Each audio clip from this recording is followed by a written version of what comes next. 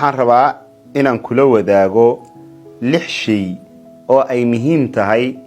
inta ay noqonayaan kuwa rasmiya inaad qofna la wadaagin aad iyo aad bay kuugu muhiim yihiin 6 qodobiye ee fadlan ila joog inta kooban ee muuqaalka kula wadaagayo muuqaalkan inoo si shargare si aan u helno saaxiibo wanaagsan sidaadoo kale waxa la yiraahdaa qodobka koobaad waxa uu yahay guushaadu inta ay noqonayso guul la hubo oo aad xaqiijisay cidna han la wadaagin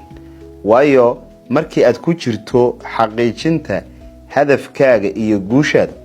waxa ay noqonaysaa hadii aad umada la sii wadaagto sir aad bixisay oo dadka cadawga iyo dhibaatada kugu ah ay ma aragtay ka soo weeraraan oo markii adigu aad wax sheegto iyaguna ay ku sii sheegaan iyaga oo danta ay kala yihiin ay tahay in arintaas ka hortag lagu sameeyo Soomaaliduna hore uga mahmahdo waxay tiri ammaan cadow looma riyaaqo oo kuwa ka soo horjeedi markii ay ku amaanayaan kalgacal ay ku qabaan maahe waa inay dadka kale ku sheegaan ama ku ogeysiyaan ama ay ku faahfaahiyaan qodobka labaad ee isna muhiimka waxa uu yahay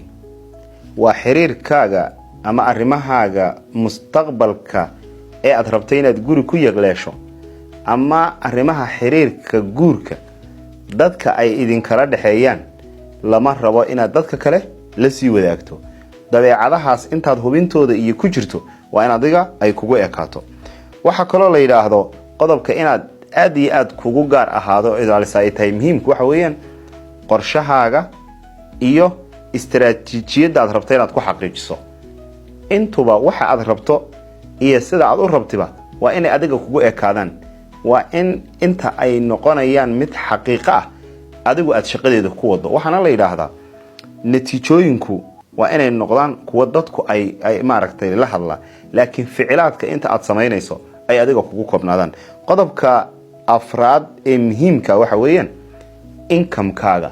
ama meelaha dakhligu ka soo galo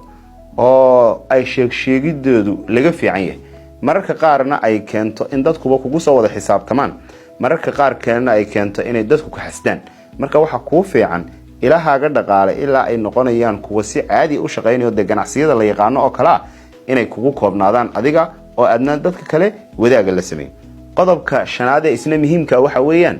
farxadaada waxyaalaha ku farxad galiya ama aad ku faraxdo waa inay adiga ku gaar noqdaan waayo dadka qaar farxadaada waa ma jeclo dadka qaar farxadaada dhibta marka wixii adigu aad ku faraxsan tahay